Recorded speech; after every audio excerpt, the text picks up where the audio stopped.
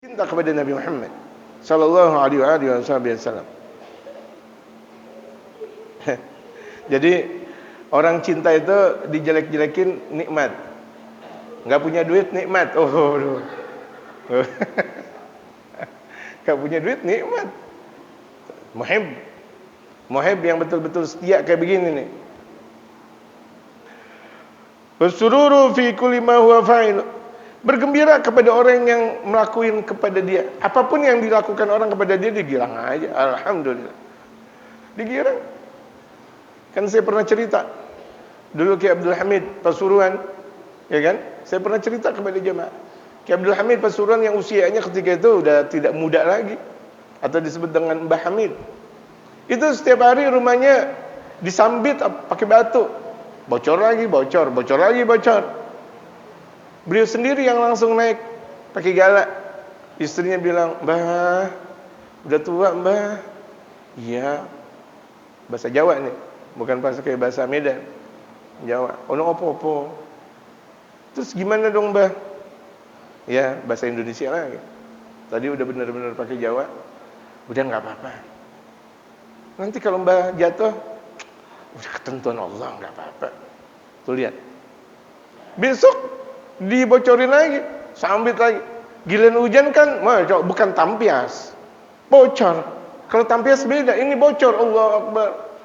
Murid-muridnya udah kesel banget. "Mbah, aku tahu Mbah siapa yang nyambit rumah Mbah."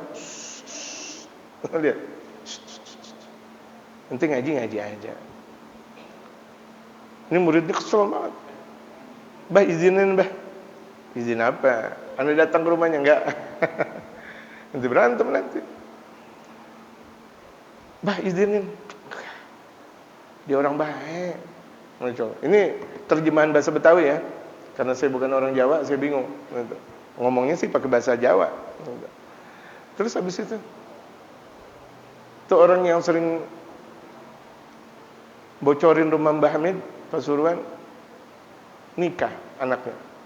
Mbah Hamid boro-boro diundang. Rumahnya dibocorin mulu. Padahal apa salahnya Mbah Hamid? Apa salahnya Mbah Hamid? Beliau doain orang mulu, dakwah. Akhlak Nabi Muhammad ada dalam kepribadian beliau. Akhlaki Mbah Hamid. Akhlak betul. Kalau berada di hadapan ulama, beliau nunduk. Gak suka tentang permasalahan dunia. Kalau ada orang datang ziarah kepada beliau dari Jakarta nih misal, "Ente udah ke Kiai Jakarta yang ini belum?" "Belum, Mbah, ente ke situ dulu baru ke sini tuh lihat." Ente ke situ dulu baru ke sini. Jadi betapa beliau menghormati ulama yang lain. Misalnya kata di Pasuruan, ketika ada orang banyak berziarah kepada beliau, beliau bilang, "Ente udah ke Kiai itu gak yang ada di Pasuruan?" "Belum, Mbah, ke situ dulu." Masya Allah tuh lihat. Kalau kita kan enggak, udah datanglah ke saya. Saya Kiai, saya ustaz besar, enggak usah pakai kepada yang lain. Astagfirullah. Angkuh bin sombong.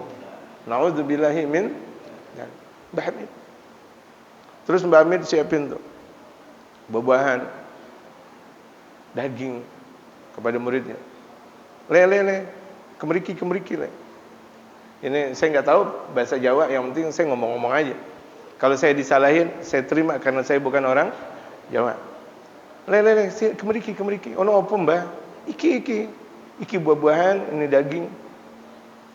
Untuk apa? Udah tuh buat orang yang lagi acara nikahan.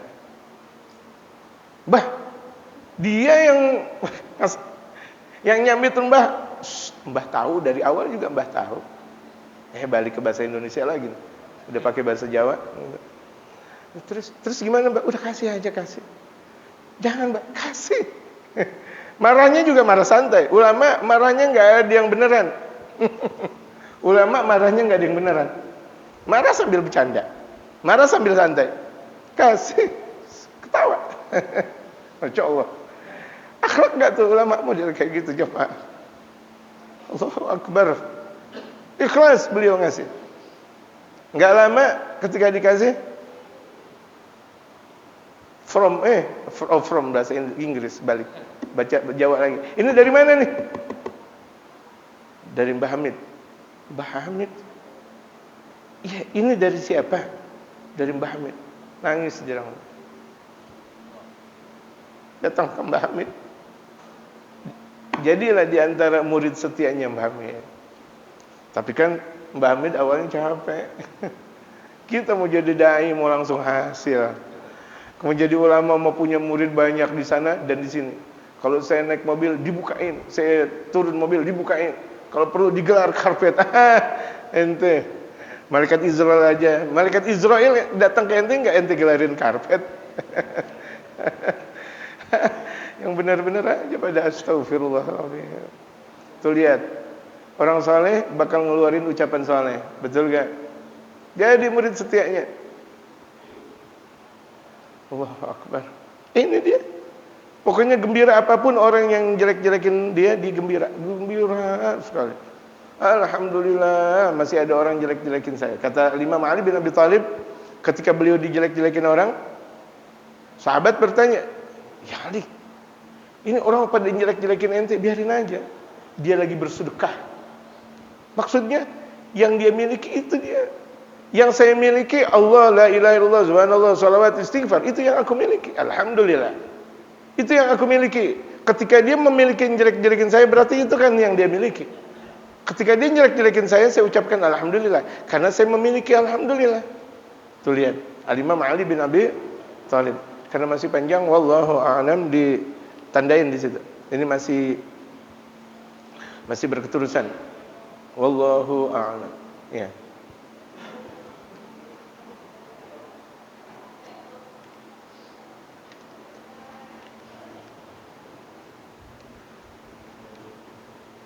Marhaba.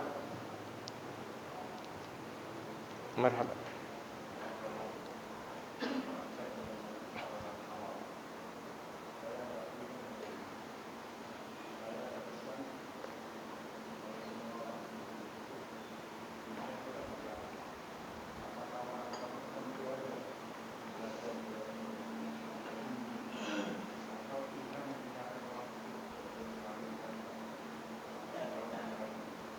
Alhamdulillah. Kalau misalnya orang-orang model secara umum melakukan seperti itu, tidak ada aktivitas dunia. Justru dengan seperti itu aktivitas dunia berjalan. Karena tidak ada orang-orang model seperti itu, dipercepat kiamat.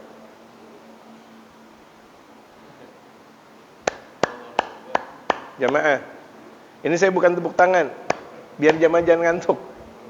Tepuk tangan di masjid ada beberapa beda pendapat. Ini saya bukan tepuk tangan, ingat. Justru tidak ada orang model seperti itu, dipercepat kiamat. Dengan banyak orang model seperti itu ditunda kiamat. Harusnya kita bersyukur banyak orang yang model seperti itu. Aktivitas dunia terus berkelanjutan. Politiknya walaupun politik morat-marit. Ekonominya walaupun ekonomi morat-marit. Walaupun tapi lantaran banyaknya adanya mereka, dunia terus akan berjalan. Terus berjalan. Di antara tanda di mana Allah bakal menentukan kiamat langsung, Allah ambil semua para wali. Allah ambil seluruh mereka para ulama. Allah ambil seluruh mereka kaum salihin. Hingga di alam dunia orang soleh pun tidak ada, boro-boro ulama, boro-boro wali. Semuanya tidak ada. Akhirnya Allah ambil mereka kaum muslimin, meninggal semuanya. Yang ada adalah orang-orang kafir dan orang-orang munafik. Ketika itu terjadinya kiamat. Tahukah kita, lantaran kita dapat rezeki kemarin, sekarang dan yang akan datang itu karena doanya wali. Karena doanya wali. Dia cuma sekedar dakwah, zikir, putar tasbih, doain kita dapat rezeki lantaran beliau. Justru dengan adanya beliau-beliau itu terselenggaranya dunia. Tegaknya dunia. Giwamud dunia, tegaknya dunia. Tahukah kita pendapatan rezeki yang kita dapetin itu karena doa dari guru-guru kita. Kita lupa seperti itu. Itu doa dari guru-guru kita, doa dari munajat guru kita tiap malam. Ya Allah, ya Allah. Doa itu lihat guru, kalau kita punya guru kan enak.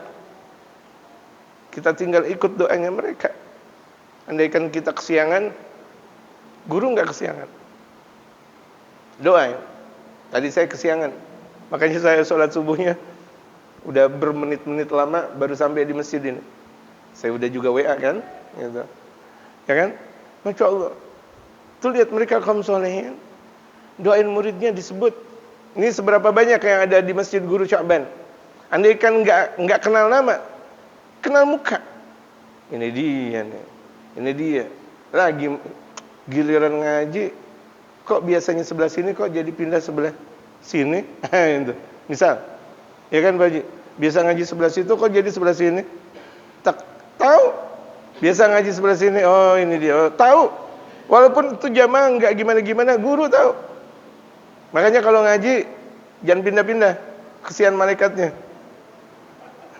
Malaikatnya udah ada di sini.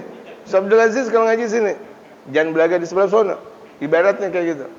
Itu Haji Komar bolak-balik gitu. Malaikatnya ini Komar kemana? Biasa di sini ke bawah gitu. Itu sampai kayak gitu, sampai ngaji-ngaji istiqomah. Maksud ngaji istiqomah, duduknya istiqomah, itu nanti Allah kuatin rizki zahir dan batin. Paham nggak? Udah istiqomah tempat duduknya udah di situ aja. Gitu. Kita nggak tahu kan, kalau kita istiqomah duduk, manfaatnya apa? Cuma duduk doang, enak aja. Itu dikasih rezeki yang halal, baik, berkah dan banyak. Halal, berkah, baik dan banyak. Siapa orang yang tidak mau mempunyai rezeki seperti itu? Jadi tahu gak, lantaran adanya mereka, justru itu aktivitas dunia akan selalu lancar. Bahkan kelancaran ekonomi, sosial, politik, budaya, semuanya dunia, negara itu bisa bisa mercusuar ini dan itu lantaran doa mereka para aulia Allah, mereka para ulama-ulama. Bisa jadi mereka tidak kenal pemerintahan atau bahkan tidak ada di pemerintahan, tapi pemerintahan bisa kuat lantaran ini dia, para wali. Yang rumahnya cuma sekedar bisa jadi gubuk di dalam kontrakan. Nggak ada orang mengenal dia, nggak ada orang bersedekah kepada dia. Justru itu yang menentukan kekuatan dunia kita. Jadi tidak sebagaimana apa yang kita katakan, kalau orang model seperti ini berarti runtuh dong dunia. Malah kebalikannya. Dengan banyaknya orang seperti ini, dunia semakin menjadi kuat. Bisa paham jemaah? Alhamdulillah. Coba kita rasakan Indonesia. Zaman kemarin aja, zaman saya masih ngaji sama guru saya, sama Muallim Syafi'i Adami. Kok dunia enak banget ya? Saya merasa ya, kok dunia enak banget, masih banyak ulama-ulamanya, ulama-ulama besarnya banyak, para kiainya, para habaibnya, semuanya, masya Allah, berilmu semuanya.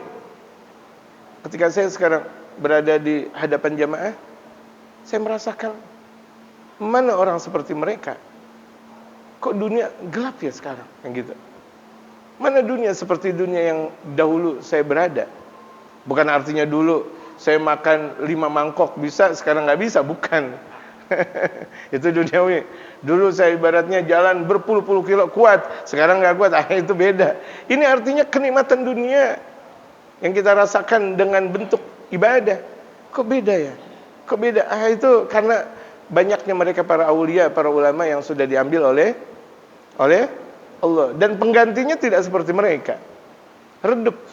Lebih redup lagi. Sampai nanti pada akhirnya kiamat, ulama-ulamanya pada redup semuanya. Gitu. Makanya semakin banyaknya aulia, para ulama, itu aulia dan ulama sirajul ummah, surujul ummah. Lampunya umat. Ketika lampunya umat, ketika dunia dalam keadaan gelap, itu mereka sebagai lampu yang sangat kuat.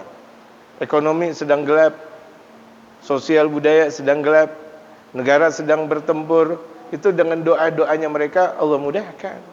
Kenapa? Karena mereka adalah surujul ummah. Sebagaimana ada dalam athar al-ulama surujul ummah, bahwa ulama itu adalah lampu penerang umat.